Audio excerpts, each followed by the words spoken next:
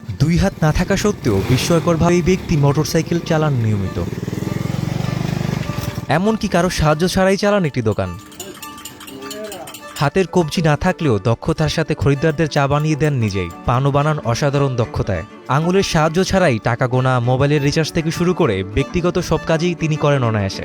ইনি চাঁদপুরের বিস্ময় মানব দেলোয়ার হোসেন। ভিক্ষা করাদের লজ্জার ব্যাপার, তাই আমি ভিক্ষা করি না। হাতের কবজি ছাড়া দোকান চালানোর পাশাপাশি সময় পেলে স্থানীয়দের সাথে ক্যারামো খেলেন দেলোয়ার।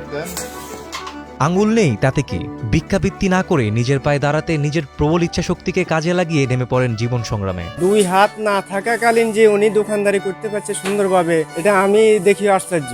হাত নেই তাই বলে সাইকেল চালাতে পারবেন না, তা কি করে হয়? দৈনন্দিন জীবনের সবকিছুই অনায়াসে করতে পারেন চাঁদপুরের ফরিদগঞ্জ উপজেলার রূপসা উত্তর ইউনিয়নের ৭ নং ওয়ার্ড উত্তর গাবদের গাঁও গ্রামের মোহাম্মদ দেলোয়ার হোসেন। দেলোয়ারের দুটি ছাগল রয়েছে। সেই ছাগলকে আদর করে খাওয়াতেও তাকে কোনো প্রকার বেগ পেতে হয় না। তাই বলে দুই হাত কাটা নিয়ে জন্ম হয়নি তার। একটি দুর্ঘটনায় কেড়ে নিয়েছিল দেলোয়ারের দুটি হাত। 19-20 বছর হয়েছে আমার অ্যাক্সিডেন্টের বয়স। অ্যাক্সিডেন্ট হওয়ার পরে সুস্থ হইতে প্রায় 3 বছর লাগছে। আমার ছেলে আমার ঘরে না জানে ঢাকা যায়, আর কাজ করতে, রডের কাজ করতে গেছে ঢাকা যায়, হ্যাঁ ইকুরিয়া বাজারে যাই, অ্যাক্সিডেন্ট হয়েছে। ছেলের দুটি হাত কাটা যাওয়ার পর ভীষণ দুশ্চিন্তায় পড়েছিলেন তার বাবা। এই ছেলে বুঝি পঙ্গু হয়ে গেল সারা জীবনের জন্য। কিন্তু অদম্য দেলোয়ার প্রমাণ করেছেন জীবনে চলার পথে কাটা হাত তাকে আটকাতে পারেনি। আমি মনে করছি তো আমার ছেলে তো দুনিয়া থেকে বিদেয় হয়ে গেছে, আল্লাহ যাক ওনার হয়াত দিয়ে গেছে যে কয়েকদিন বাঁচুন না বাঁচবো।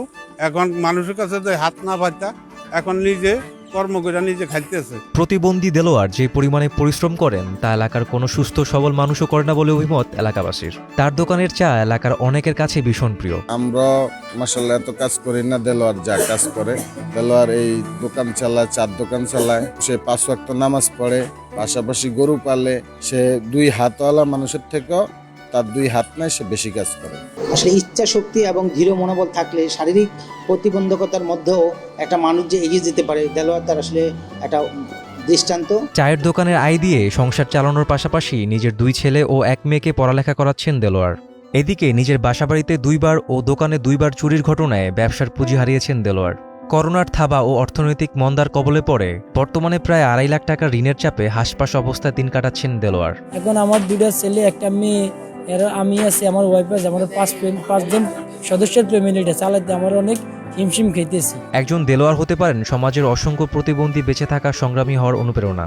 এমন যোদ্ধাদের পাশে সমাজের বিত্তবানদের এগিয়ে আসার আহ্বান জানালেন চাঁদপুর জেলা প্রেস ক্লাবের সভাপতি মোহাম্মদ গিয়াসউদ্দিন মিলন। একটা হাত না থাকার পরেই মানুষ ভিক্ষাবৃত্তি করে, কিন্তু আমাদের দেলোয়ার তার 2টা হাতই নাই, অথচ সে ভিক্ষাবৃত্তিকে বেছে না নিয়ে সে সমাজে সুন্দরভাবে বেঁচে থাকার জন্য সে নিজে ব্যবসা প্রতিষ্ঠান নিয়ে বসছে, ব্যবসা করে খাচ্ছে, তার সংসারকে সুন্দরভাবে পরিচালনা করার চেষ্টা করছে।